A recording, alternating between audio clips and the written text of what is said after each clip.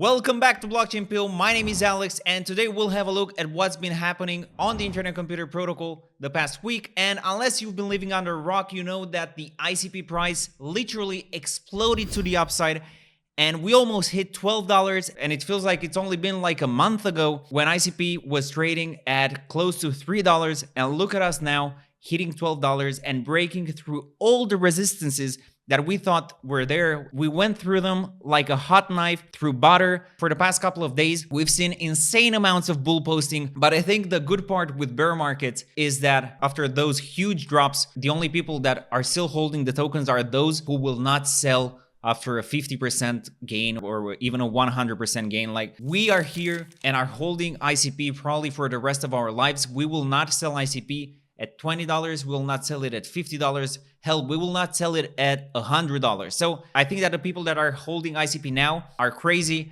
and we will hold it to the top and probably to the next bottom in 3-4 years from now. So congratulations to everybody who has held through those 2 long years, through this huge and long bear market. It feels good to be an ICP holder right now. So people on X, they were wondering like, hey, what's happening?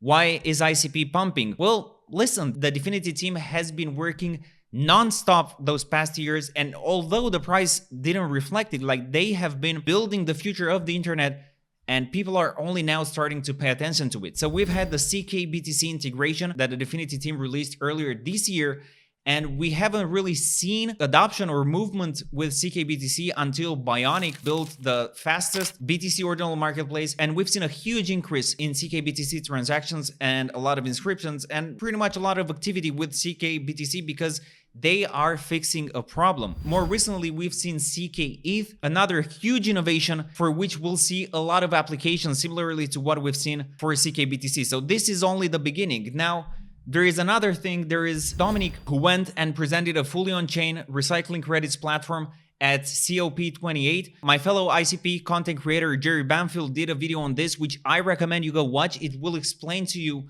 why this is important. So shout out to Jerry. And there is another ICP content creator that I want to give a shout out. His name is BobbyO. I will link both Jerry and BobbyO in the description below.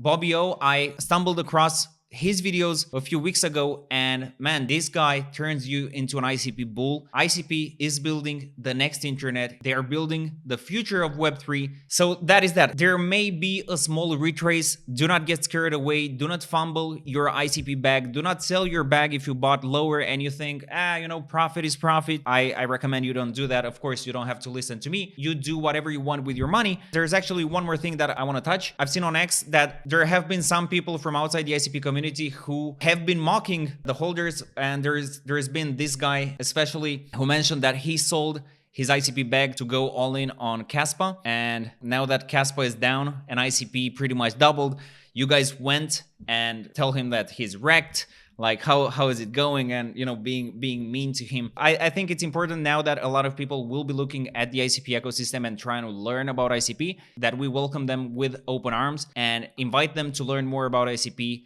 and answer their questions. No grudges to everybody who has been against ICP. If you want to join the community and you want to learn more, I think we should welcome them with open arms. Because listen, this is the point of Web3. Like, we are here to learn, and we are here to help others learn as well. And if we can help somebody, I think it's the good thing to do. We have an update from Querio, a Web3 search engine built on the Internet Computer Protocol, which launched its token on ICP Swap and Sonic with 10,000 ICP added in liquidity, equally split between the 2 DEXes. In November, the Querio team ran a pre-sale round in which it raised a little over 40,000 ICP, and earlier this month, they launched an SNS decentralization swap with a soft cap of 250,000 ICP, which was unfortunately unsuccessful. Now, as far as I'm aware, this is the first real project to launch directly on a DEX and not through the SNS decentralization platform or through a Sonic LBP round. So it's gonna be interesting to see how it develops.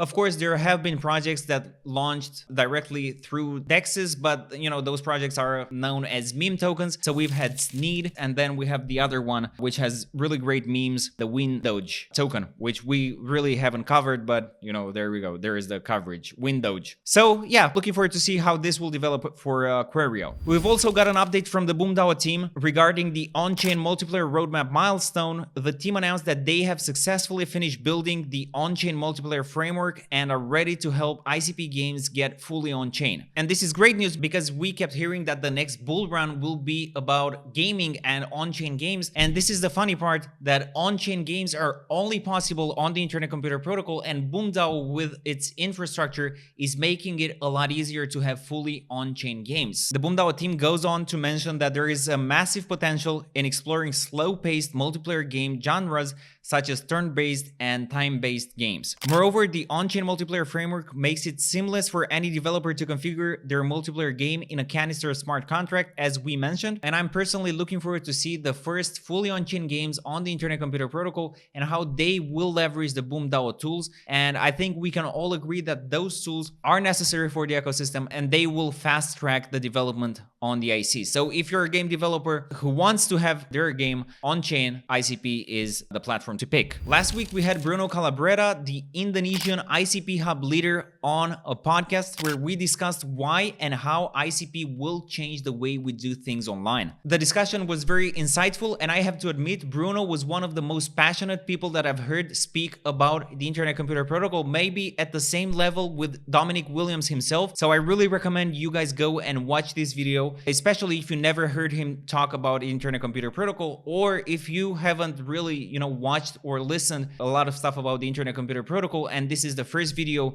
that you see on the subject. Dfinity welcomed 3 new projects to the grants program: B4B World, which is an influencer ad network; JobGrader, an AI dataset quality check platform; and Recheck, a decentralized solutions provider for businesses. If you are not aware, the Dfinity Foundation offers developer grants to teams that want to build on the Internet Computer Protocol, and those grants range from $5,000 to even $100,000 depending on the size and scope of your project. We'll leave a link to the grants program in the description below. It's going to be the first link you click. Look into it if you have an idea for a cool DApp, especially if it solves a problem that people are facing in the ICP community. GoldDAO launched its SNS decentralization swap earlier last week. The team raised over 150,000 ICP in just 3 hours since the swap went live, and is currently sitting at over 300 ICP raised with over 1.5 thousand participants, which, listen, this is one of the most popular launches that we've had on ICP, at least in the recent past. And finally, we have TRAX, a social marketplace for music producers, which has launched its SNS decentralization swap. The team has already raised over 60,000 ICP out of the minimum of 150,000. We've had a founder of TRAX on a podcast, so you may want to watch that if you're looking to invest in the projects and are just looking to get more information about the founders and the project itself. And with that, we're done. Thanks for watching,